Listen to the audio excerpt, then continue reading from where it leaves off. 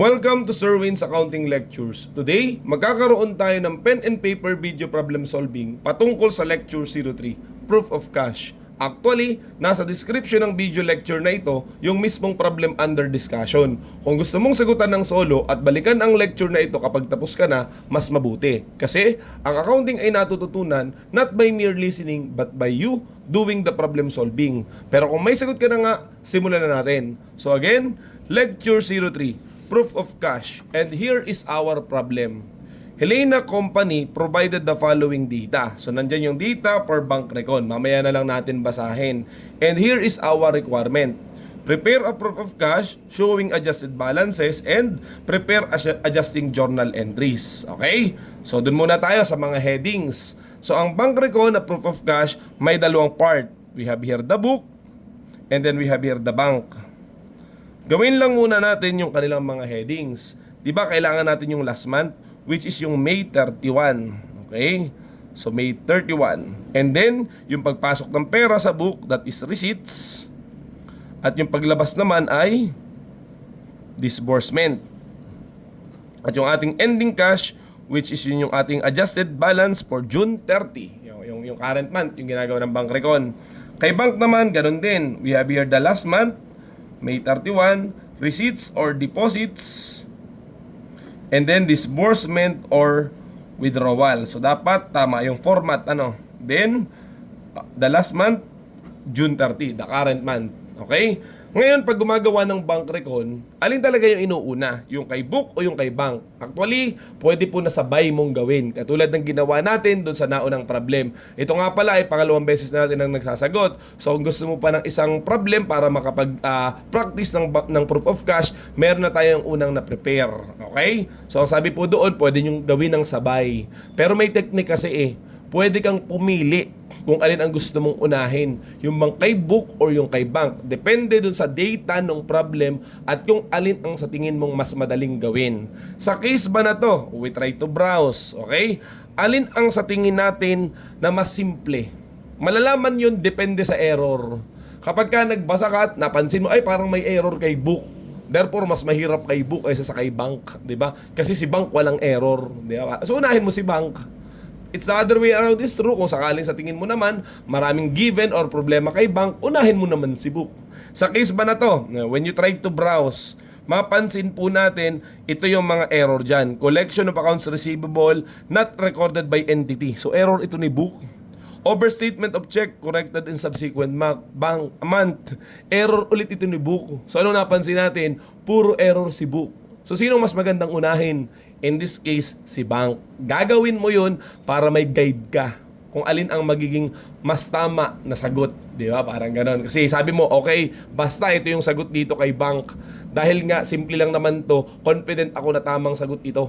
Okay? So therefore, pag ako'y nalilito na, alam ko na makakatulong sa akin itong sagot ko kay bank. Dahil pag hindi ako mag-balance, itatry kong subukang sagutan si book. Depende sa kung ano ang naging sagot ko kay bank na mas simple. Something like that. Guide lang naman yun, pero mas maganda pa rin. Siyempre, alam nyo yung concept talaga. Okay? Kaya therefore, kapag alam mo yung concept, kahit alin pwede mong unahin. Anyways, kung ano man yun, magsimula tayong magsagot. Unahin natin ay si bank. Ayan, kasi sabi nga kanina, mas simple siya. So, alin yung mga information dito kay bank? O nandito, bank balance, ang tawag doon ay unadjusted. Unadjusted balance. So given yung 2,100,000 para sa March. Pero nawawala yung sa May, pero nawawala yung sa June. Okay? So tuloy lang po tayo. Total charges in bank statement. When we say charges, pagbabawas yon. So therefore withdrawal siya.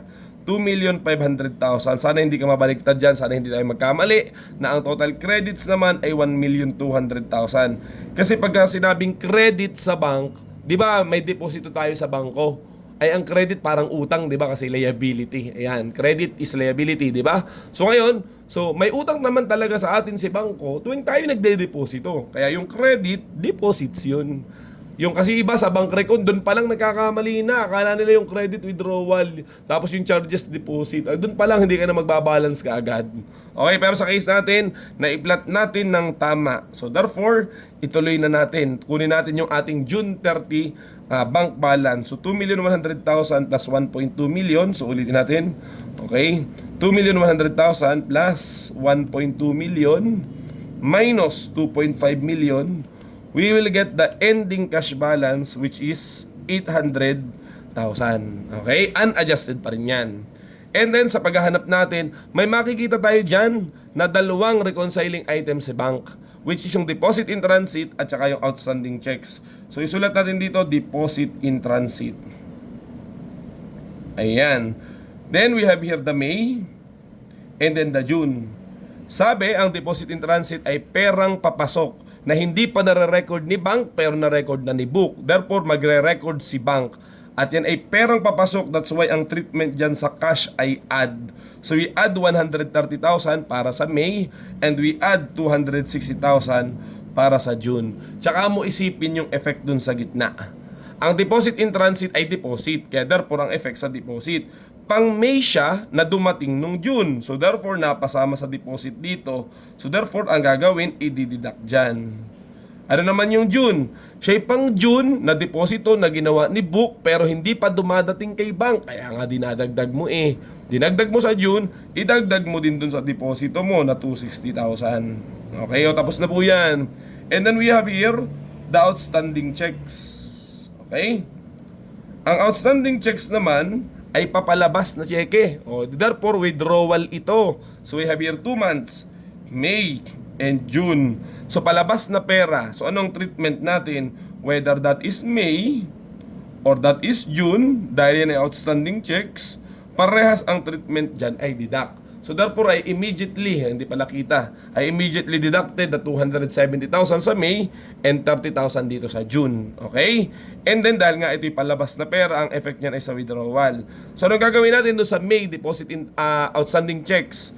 Ang gagawin ay babawasan ang withdrawal ng 270,000 at sa June naman ay dadagdagan ang withdrawal ng 30,000. Ano nga ulit ang dahilan? Kasi nga, cheque yan nung May, may assumption. Dadating siya ng June o napasama sa withdrawal na hindi dapat kasi nga pang May iyan. Kaya tatanggalin mo. Ganon din naman yung withdrawal nito sa 30,000 ng June. Kasi nga ginawa na ni book yan ng June. Ay di ba makiklear pa siya ay July. Pero dahil gumagawa ka ng bank record, kaya mong habulin, kaya mong itama. Okay, hindi pala 2.5 lang yung withdrawal. Meron pang checking hindi dumadating na 30,000. Okay? Kung gusto niyo po ng mas malalim or mas mahaba pang paliwanag, bakit ganyan yung treatment tsaka yung mga technique, ginawa po natin yon doon sa nakaraang video, doon sa problem solving. So pwede po natin panoodin yon. Ilalagay din namin yung link ng nakaraang problem solving dito sa lecture na ito. Okay? Para mapanood ninyo. Sa kayo, sinushortcut natin, sinisimplihan lang natin ang paliwanag sa outstanding checks, deposit in transit, tsaka mamaya sa debit memo and credit memo, medyo bibilisan lang din natin. Okay? Ngayon, I believe wala nang bank reconciling item. So ano yung technique natin kanina? Pagka ganyan, para may guide ka, kung hindi ka sigurado, pwede mo na kaagad sagutan yan. Okay, so we have here now the adjusted bank balance. Ayan, nasulat ko. So we try to solve. Ayan, 2.1 million, okay, plus 130,000 minus 270,000. So we will get 1,960,000. Deposit naman 1,200,000, okay? Para kita. Minus 130,000 plus 260,000. So we will get 1,330,000. Then we double rule. So withdrawal naman, okay? So we have 2.5 million minus 270,000 plus 30,000, 2,260,000. Sa June naman, 800,000 plus 260,000 minus 30,000.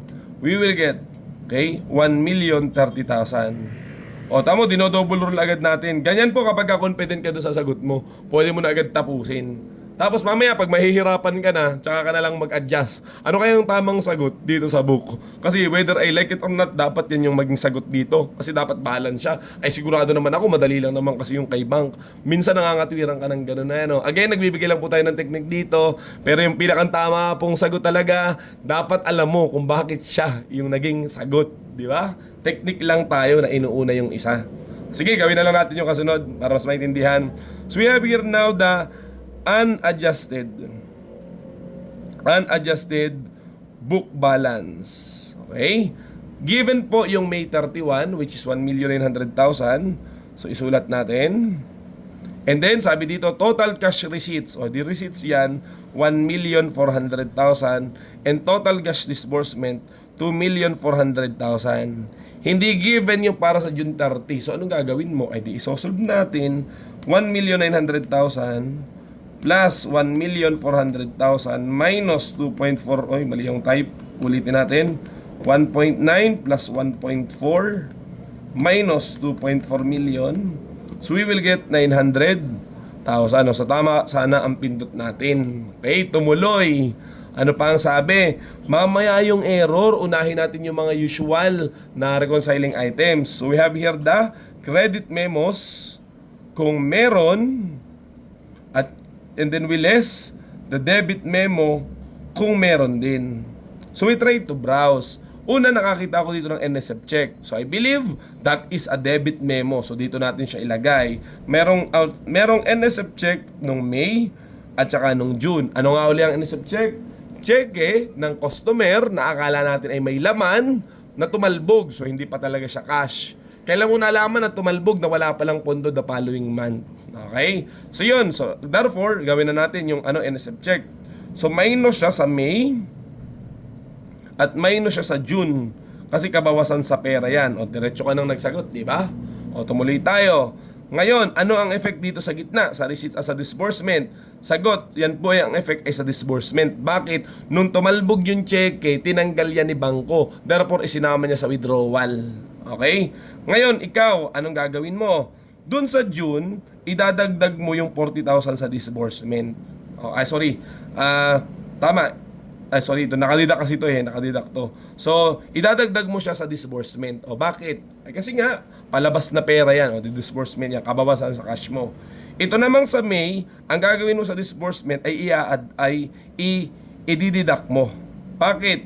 Kasi nga, nalaman mo yung pagtalbog ng cheque, nung cheque nung May, yung cheque ng customer nung May, nalaman mo siya nung June. Therefore, isinama mo siya sa disbursement nung June. Ang tanong, pang June ba talaga siya? Di ba hindi? Pang May siya. O napasama, anong gagawin? Tatanggalin. Inuulit ko po, hindi natin nilalaliman yung discussion kasi nagawa na natin doon sa naunang video. O tuloy, ano pa ang nandito?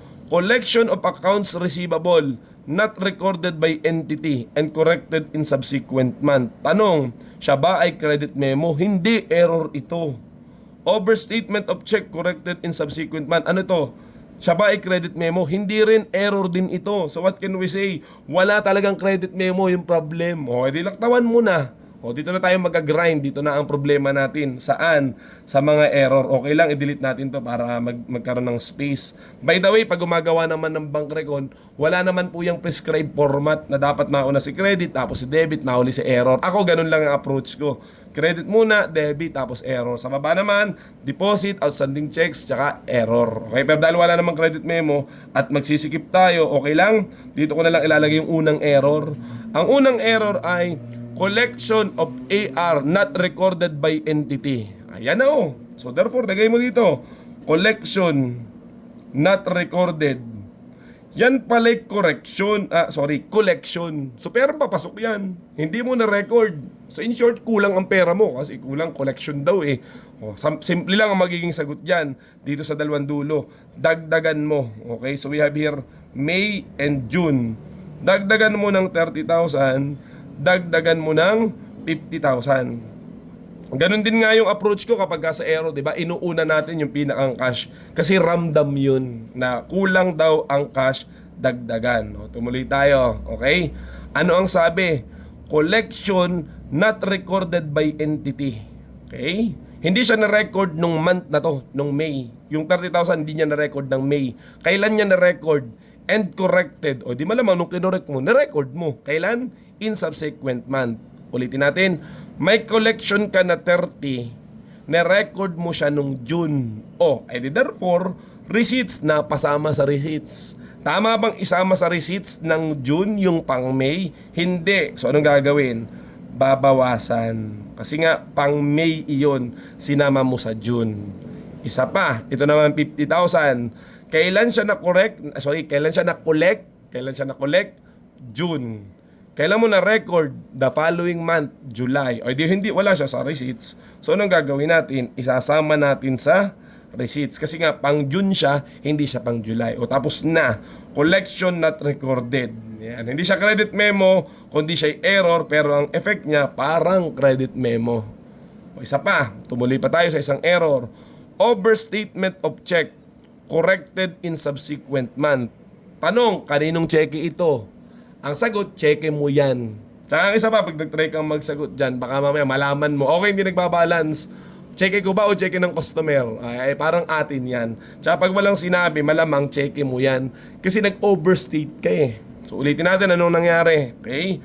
Overstatement of check.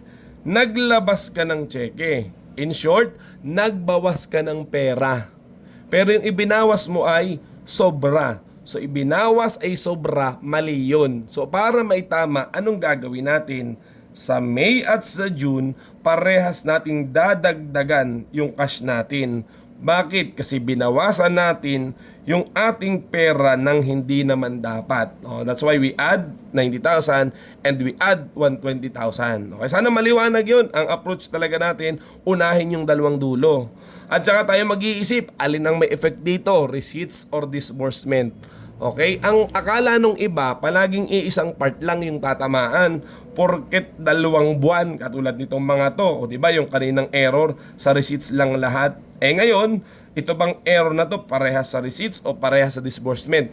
Pwede bang tig-isa sila? Pwede bang magkaiba? The answer is yes. Even if same error, different month. Kasi kailangan mo ngang i-visualize or i-analyze ano yung ginawa ni book. Diba?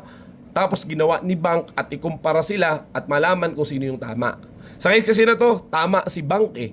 Kasi bakit siya, wala namang error sa side niya. Ang nagka-error ay si book. So lahat ng ginawa ni book, i-reverse mo dahil walang ginawa si bank. Okay? Sige, gawin na lang natin ang magkaintindihan. Anong sabi dito? Naglabas ka ng cheque, napasobra. So anong ginawa mo? Itinama mo the following month. Sinabi dito eh. So in short, nagdagdag ka ng pera mo nung the following month. Isa pa, ulitan. Okay? Napasobra yung nilabas mo nung May. Itinama mo nung June. Paano mo itatama itong 90,000? Hindi ba't ang gagawin mo, dadagdagan mo yung pera mo? Kasi sabi, tinama mo the following month. Dadagdagan mo ang pera mo nung June. So therefore, nag-record ka sa receipts ng magkano? Ng 90,000. Ang tanong, okay, ginawa ba yun ni bank? Nagdagdag ba siya sa receipts? Di ba? Hindi at wala naman siyang alam dun sa error. Okay, walang dinagdag si bank sa receipts, ikaw nagdagdag ka. Therefore, tanggalin mo para magkatulad kayo. Okay? Isa pa. Dito naman tayo sa 120,000. Ano nga ulit ito? Naglabas ka ng pera, di ba sa disbursement yun kasi palabas ng pera. Napasobra ang nilabas mo. O therefore nasa disbursement yun. Nakorek mo na ba? Hindi pa kasi June nangyari, makukorek mo pa sa July. Pero ang punto, naglabas ka ng pera nung June. Diba? Di napasama siya dito sa disbursement. Ay si bank ba, napa-over ang kanyang disbursement? Hindi ba't hindi? Ikaw napa-over ka. So anong gagawin natin dun sa 120,000? Ima-minus mo naman dun sa disbursement. Hala, nakakalito na kasi magkaiba sila na naging approach. Okay? So ipakita natin ng isa pa yung ating binabanggit. Okay? Para mas maliwanag yung kahulihang error, nandito pa tayo, isang papel. Ayan, kasi kaya binabanggit natin kanina, hindi kailangan na palaging iisang side ang nilalagyan ng error. Yan ay depende talaga sa naging sagot. Okay? Pakita natin. Ito yung May ni book. Nagkaroon ng over na 90,000. Diba? So therefore, napa-credit siya ng cash na 90,000. Kung ano man yun. So malamang yan ay payment yan. Malamang accounts payable yan ng 90,000. Okay? Ngayon, anong nangyari? Na-discover niya nung June. Ay, mali pala ako. So, para makorek yan, ni-reverse niya yan. Di ba? So, yan ang ginawa niya. Eh, si bank ba?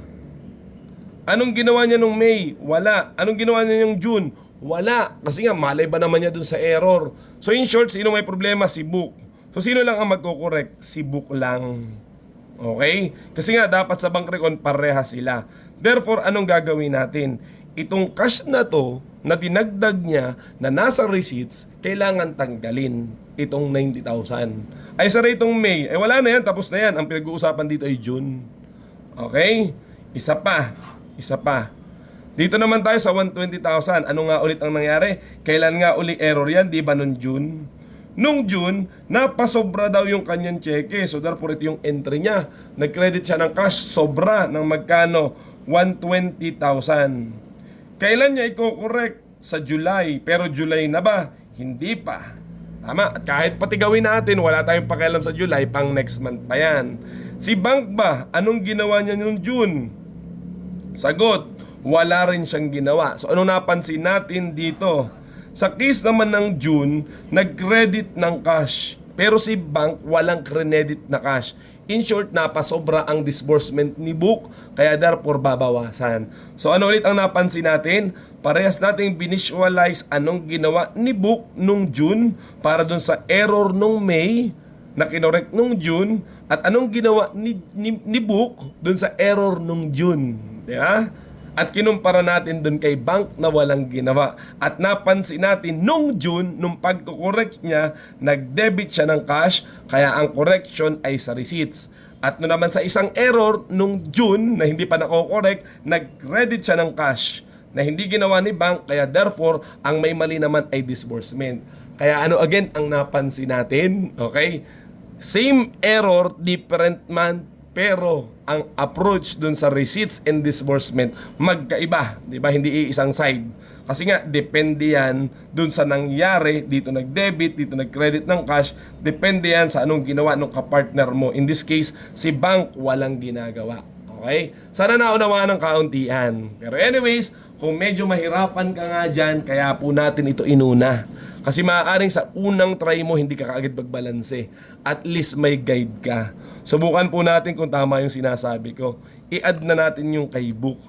So 1,900,000 plus 30,000 minus 60,000 plus 90,000, we will get 1,960,000. Ang tawag dyan ay adjusted cash balance or adjusted balance, balance tayo. Sa receipts naman ay 1,400,000 minus 30,000 plus 50,000 minus 90,000, we will get 1,330,000. Di ba nag-balance? Kung sakaling nagkakamali ka, magkakaroon ka ng guide. Okay, basta 1,330,000 yan. And then, next one is 2,400,000. Okay? Minus 60,000. Sorry. 2,400,000 minus 60,000 plus 40,000 minus 120,000, we will get 2,260,000 o balance ulit. Yeah? And then lastly, 900,000 plus 50,000 minus 40,000. Ulit. 900,000 plus 50,000 minus 40,000. Teka. Mali ang natatype ko. 900,000 plus 50,000 minus 40,000 plus 120,000, we will get 1,030,000. Ayan na po. Pasensya naman. Nakatatlong ulit tayo doon. So, nag-balance din siya. So, what can we say? Tapos na yung bank recon. So, therefore, we answer the second requirement, the adjusting entries. Paano nga ulit mag-adjust? Napakasimple po nun. Titignan lang natin yung last column. At kung ilan ang entry mo dito, yun yung magiging sagot. Okay, gawin na lang po natin. Okay? Dito tayo sa ilalim ng papel. May technique ulit dyan. Adjusting entry number 1, naka-debit yung cash in bank. Bakit? Kasi nga, naka-add yung cash. Adjusting entry number 2, kasya ba? Dito na sa ilalim. Okay, this time naka-credit naman yung cash. Bakit? Kasi napansin mo, nakadeduct naman yung 40,000. At adjusting entry number 3, Okay? Naka-debit naman yung cash. Bakit? Kasi napansin mo, naka-add yung 120,000. O technique lang po natin yon. At saka mo isipin ano yung partner. Ano nga ulit ang 50,000? Sabi, collection not recorded. So malamang accounts receivable yan. O therefore, yan, ganito yun o. Dagdagan mo dito ng 50. Dagdagan mo dito ng 40. Tapos dito, dagdagan mo ng credit na 120. Tsaka mo isipin yung partner. Collection daw yan di malamang accounts receivable. Next one, ano naman tong 40,000? Debit memo. O ano ba yung debit memo mo? Hindi ba't yan yung NSF check? O di accounts receivable din yan kasi yan ay check-in ng customer na walang pundo. So accounts receivable. Yun namang 120,000, ano naman to? Overstatement of check not corrected in subsequent month. O ano nga to? Cheque mo. Ba't ka ba naglalabas ng cheque? Kasi nagbabayad ka, di ba? Sino ang usual mong binabayaran? Di ba mga payables mo, mga supplier mo? So malamang that is accounts payable. Muli po, paano nalalaman kung ano yung partner? Nag-iisip ka, depende dun sa problem. Pero alam mo na ang debit ay cash kapag ka naka-add at ang credit naman ay cash pag nakadidak, yung partner na lang ang iisipin mo sa adjusting entries. And again, ang ina-adjust lang ay itong June. Yung March ay hindi na yung May ay hindi na ina-adjust kasi matagal ng buwan niya. Nagawa na yan dati pa. Ang binabangkrekon mo talaga ay June. Gusto mo lang makita yung sa May. Okay? Yan, I believe tapos na po yung ating proof of cash, discussion, problem solving. Nawa ay may natutunan. Yun lamang po at maraming salamat.